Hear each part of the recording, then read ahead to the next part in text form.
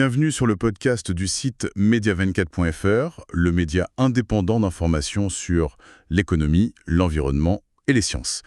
Je suis votre journaliste et animateur pour cette discussion. Aujourd'hui, nous avons le plaisir d'accueillir notre spécialiste des sciences. Bonjour. Bonjour, ravi d'être là. On va plonger ensemble dans un projet d'ingénierie assez fou, il faut le dire. Oui, on peut le dire comme ça. Le tunnel maritime de Stad, en Norvège.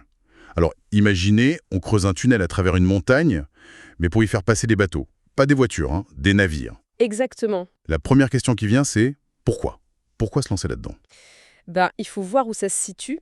La péninsule de Stad, c'est connu pour être l'une des zones maritimes les plus dangereuses d'Europe du Nord. Vraiment. Dangereuse à ce point? Ah oui, c'est une zone redoutée par les marins depuis, des siècles. La météo y est très capricieuse, des tempêtes fréquentes, des vagues très hautes, même pour des gros navires. D'accord. Et on a des chiffres pour illustrer ça, alors? Ah oui, et ils sont assez parlants, hein. Tenez, rien qu'entre 1945 et 2013, on a compté 33 morts et 46 accidents maritimes dans cette zone précise. 33 morts! Ah oui, quand même. C'est énorme. C'est considérable, oui. Donc le danger est bien réel et persistant. Et du coup, l'idée de contourner ce problème, elle date pas d'hier, j'imagine. Pas du tout.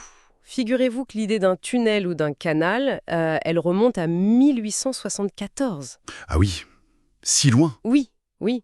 Bon, évidemment, à l'époque, les moyens techniques n'étaient pas là. Mais ça montre que le problème est ancien.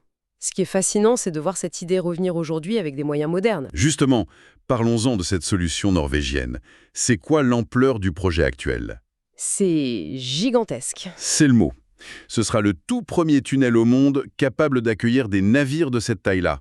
On parle de 1,8 km de long creusé dans la roche. D'accord? Et les dimensions intérieures, environ 37 mètres de large et presque 50 mètres de haut sous la voûte. 50 mètres de haut. Oui. Pour faire ça, il faut enlever à peu près 3 millions de mètres cubes de roche. 3 millions! C'est difficile à visualiser, mais ça paraît absolument énorme. Et quels bateaux pourront passer dedans? Des supertankers? Non, pas les plus gros navires non plus. Il est conçu pour des navires jusqu'à 16 000 tonneaux. Ça correspond par exemple aux ferries côtiers Hurtigruten, qui sont très importants là-bas pour relier les villes. D'accord. Donc des ferries, des navires de taille moyenne, du transport de marchandises aussi, sans doute. C'est ça? Mais alors, la question technique qui me vient tout de suite, creuser un tunnel pareil sous la montagne pour des bateaux, comment on fait avec l'eau? On creuse sous l'eau? Ça doit être un casse-tête. Eh bien non, justement, c'est là que c'est assez malin.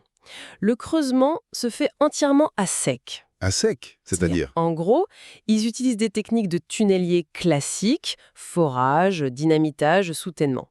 Mais, et c'est ça la clé, ils construisent d'abord d'énormes digues temporaires, on appelle ça des bâtards d'eau, aux deux futures entrées du tunnel. Ah, d'accord.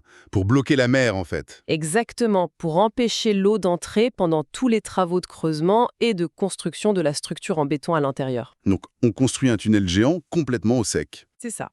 Mhm. Et c'est seulement une fois que tout est fini, solide, qu'on enlève les digues et qu'on laisse l'eau rentrer. Voilà, tout à fait. Une fois la structure terminée, on inonde le tunnel et hop, il devient navigable. C'est une approche pragmatique pour gérer ce défi de l'eau. Ingénieux. Mais un projet d'une telle ampleur, ça doit coûter cher. On a une idée du budget? Oui, on parle d'environ 320 millions d'euros. Et c'est important de noter que c'est entièrement financé par des fonds publics norvégiens. 320 millions d'euros. L'État norvégien met le paquet. Pourquoi cet investissement massif? C'est juste pour la sécurité? La sécurité est une raison majeure, bien sûr, mais ce n'est pas la seule. C'est vraiment vu comme un investissement stratégique pour le pays. C'est-à-dire? Il s'agit de rendre beaucoup plus fiables les liaisons maritimes entre le nord et le sud de la Norvège. C'est vital pour leur économie, pour le transport de marchandises, pour les gens qui vivent le long de la côte. Actuellement, quand il y a une tempête à Stad, les bateaux sont bloqués, parfois longtemps. Ah oui, ça perturbe tout. Exactement. Ça cause des retards, ça fait consommer plus de carburant en attente ou en faisant de longs détours. Donc le tunnel, c'est pour assurer la continuité, la fluidité du trafic, peu importe la météo. Je vois. C'est une logique d'infrastructure nationale pour désenclaver ou fiabiliser une route maritime. Et une fois qu'il sera ouvert, prévu pour 2026, c'est ça, hein? Oui, c'est l'objectif actuel. Concrètement, ça va changer quoi au quotidien? Combien de bateaux? Comment ça va fonctionner? Alors, on estime qu'il pourra accueillir jusqu'à 20 navires par jour. D'accord. Le trafic se fera en alternance, un peu comme un pont à voie unique. Vous voyez? Il y aura des créneaux horaires pour passer dans un sens, puis dans l'autre. Logique. Et les bénéfices directs pour les compagnies, les passagers? Pour les compagnies maritimes, c'est simple. Moins de risques d'accident, moins de retard, moins de détours coûteux en carburant. Donc, plus d'efficacité, plus de prévisibilité. Et pour les passagers, j'imagine, la tranquillité d'esprit. Voilà, la certitude d'arriver à destination sans être bloqué par la météo à Stade. Et il y a aussi un aspect environnemental non négligeable. Ah oui? Lequel? Double aspect en fait. D'abord, moins de risques de naufrage, ça veut dire moins de risques de pollutions accidentelles par exemple. C'est vrai. Et ensuite, en évitant les attentes moteurs allumés ou les longs détours, on réduit aussi les émissions de gaz à effet de serre liées à ce passage difficile. C'est un petit plus, mais il est là. Donc cette idée folle du 19e siècle, Oui, elle devient enfin réalité grâce aux technologies d'aujourd'hui et à une volonté politique forte, on comprend bien. c'est exactement ça. Il a fallu attendre le 21e siècle pour que la technologie de creusement soit assez avancée, que le besoin logistique soit criant et que l'État décide d'investir massivement. Les travaux ont commencé en 2021, c'est la concrétisation de tout ça. Fascinant. Donc pour résumer, le tunnel de Stade, c'est une réponse d'ingénierie audacieuse, on peut dire, à un problème géographique et météo très ancien. Tout à fait. C'est une infrastructure nationale financée sur fonds publics, avec des promesses de gains en sécurité, en efficacité économique pour le transport maritime et même quelques bénéfices pour l'environnement. Exactement. Et ça ouvre une question intéressante, je trouve.